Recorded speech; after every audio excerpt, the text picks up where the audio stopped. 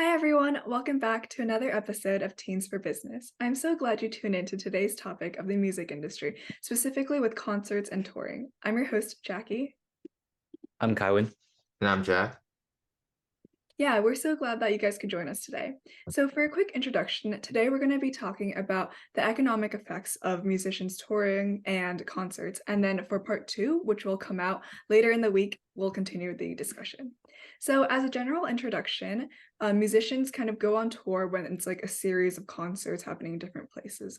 So, for instance, think of like the very famous ones. So, like Taylor Swift in her current The Eras Tour, Beyonce's Renaissance World Tour, Ed Sheeran's Divide Tour, things like that, just to name like the most famous and highest grossing tours.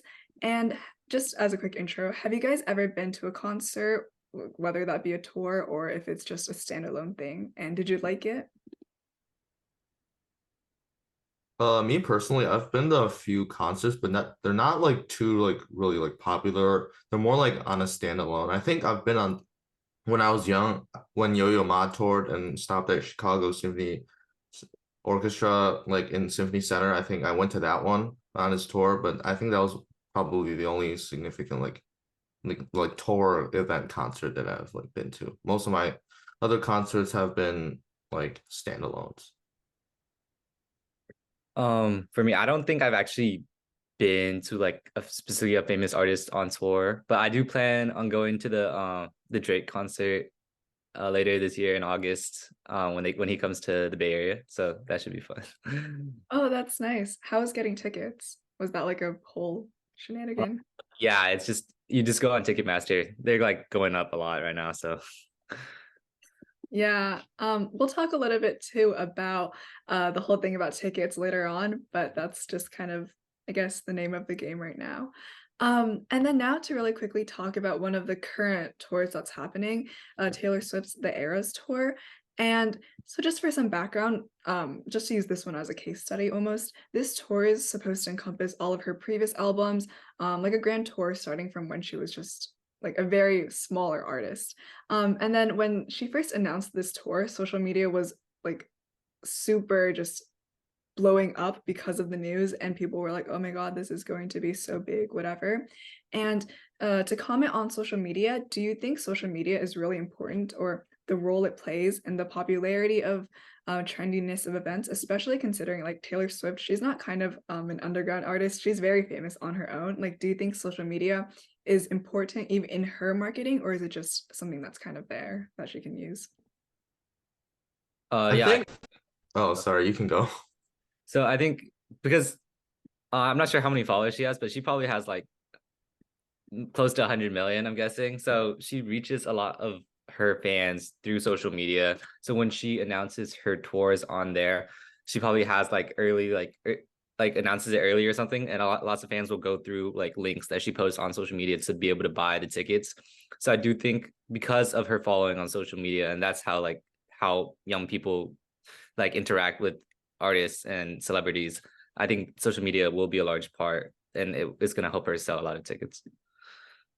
I think like just to go off that point, I just think social media is like really like generally really important for like tourists. So like if one artist like announces a tour and then like people can get tickets, like I think it will like permeate throughout because like potentially those people can tell their friends who can like who may also be like interested in going. So like when they like spread the information down the line, then like it's like everyone can like get involved and people can like figure out a way to get tickets and like attend the event. Also, like I feel like some YouTubers, I know Two Set Violin, they did this on their violin tour. They like they went onto their social media and they like posted a link, and that link like filled up within like 2 minutes of the tour and like got sold out. So like a lot, so it just serves to show that like a lot of artists and like creators are also using like social media to like just like generally like have people like sign up and like just get tickets through there instead of like other like ticket getting methods like Ticketmaster. Yeah. Whoa, Jack, bringing in all of the classical music um aspect of this. But yeah, I think that's interesting because I personally didn't get tickets to her tour, even though I wanted to, because when she comes to my area, that's kind of when I have a bunch of tests and finals going on. So I wasn't able to, but I know a lot of my friends who did get it. They said like the tickets were gone within like minutes, and there's just like a whole line of waiting, and it just took forever, and it was just very interesting process. And to move on from that a little bit, but continuing with touring, I find it interesting how there's kind of this really big gap in popularity of artists is touring. Like on one hand, again, you have people like Taylor Swift who can just sell tickets and sell out sold out stadiums, and it's just not a problem with her.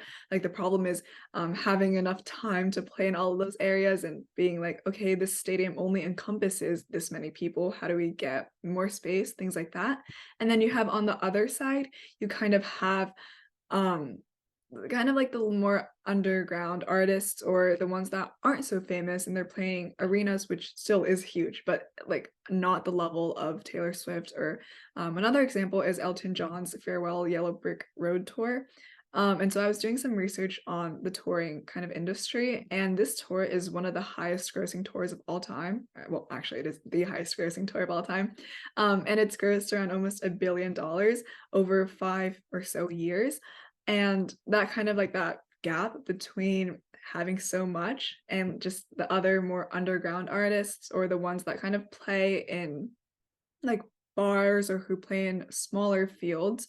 What do you guys think about that? Like, do you think that gap is kind of extreme? Yeah, I think I think the gap is like, yeah, it's like really big. Like for example, for like a lot of the famous artists that people like really admire, tours get sold out like instantly within like minutes or even seconds that the tour is like posted and like links are posted.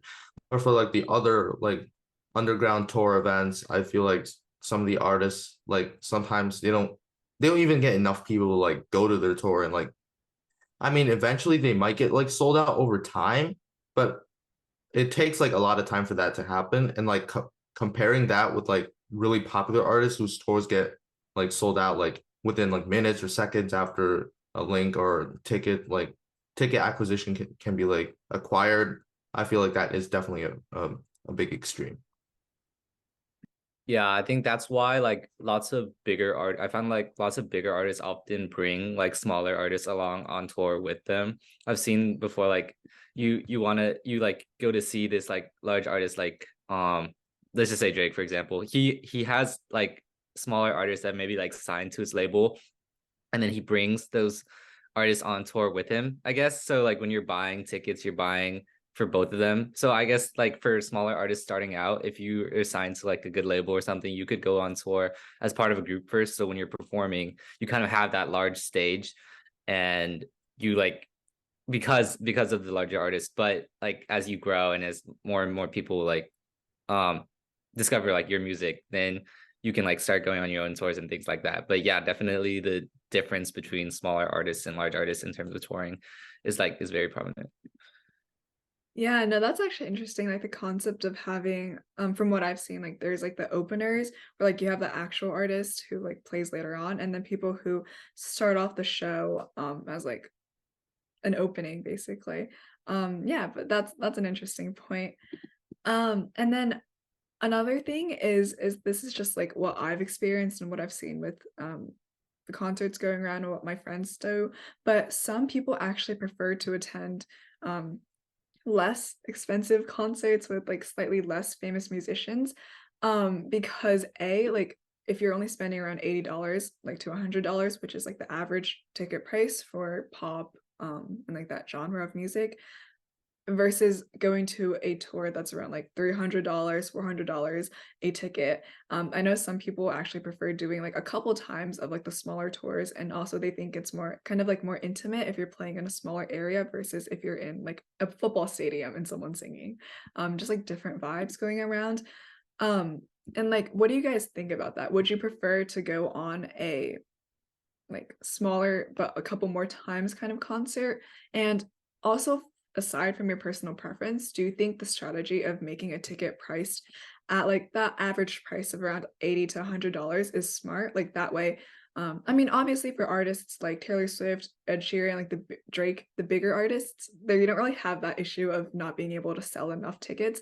But for like the smaller, less famous artists, do you think that's like a smart marketing strategy or a smart like revenue strategy? I think for your first question, I think it just really depends on how like what's your like preference on the artist. Like if you like really like Taylor Swift, or you really like Drake, or if you like BTS, for example, you could like, I think it's definitely like worthwhile to have like a maybe a good night when you pay like a lot of like money for tickets, but then you still get the satisfaction of enjoying the night, also like seeing your one of your probably your favorite artists like perform. I think that's very worthwhile for like satisfaction. But also, if you're just like a general concert enjoyer, in like if you're just a general concert enjoyer, I think like if you just like the niche of like concerts and stuff, I think it's also definitely worthwhile to go to like smaller concerts with less famous artists. And then you could like also use that to like maybe like you could like get a new taste, or like have like like artists like that could like appeal to your taste, and like they could like give you like a new like opinion or something. And I feel like that's definitely very interesting. For me, I think like it's probably because I haven't really gone to concerts, or like I do plan to go in the future, but if I'm going, I'm probably go to maybe like 1 or 2 a year. So if I'm going to one, I probably want to pick like the best possible one for me to go to. And like mainstream artists, although like you can have like smaller artists and that they make good music and good they have good concerts, but mainstream artists probably have the best in terms of like just quality and the money that they are spending themselves on the concert. That's going to be like the best chance. So for me, I personally like I like more mainstream artists, but in terms of for smaller for smaller artists who like can't really sell out entire stadiums, yeah, I do think if you price the tickets a little bit lower, I think there's gonna be way more fans that are willing to pay like, let's say, $80 for one concert rather than like $300 to $400 for like a Taylor Swift ticket or something like that. Yeah, I wanted to add to that. I definitely agree. Like I can see like people who really want to go to like see their artist, or their like experience like something like related to their favorite music genre. But also there are like a lot of people that can't afford to do that. And it's like also like, I mean, even if it is like a step down for like those like people, I still think it is worthwhile to get like that experience where it's still, although it's not your favorite artist, it still could be enjoyable, and it's also like less financial burdening. So I definitely think that for artists to like price around like average $80 to $100, that might be worth it for them. Yeah, I think that's actually really interesting, like just the general supply demand concepts going into touring, because if you can't really sell out a tour because there's really only a few artists at the top who can do that.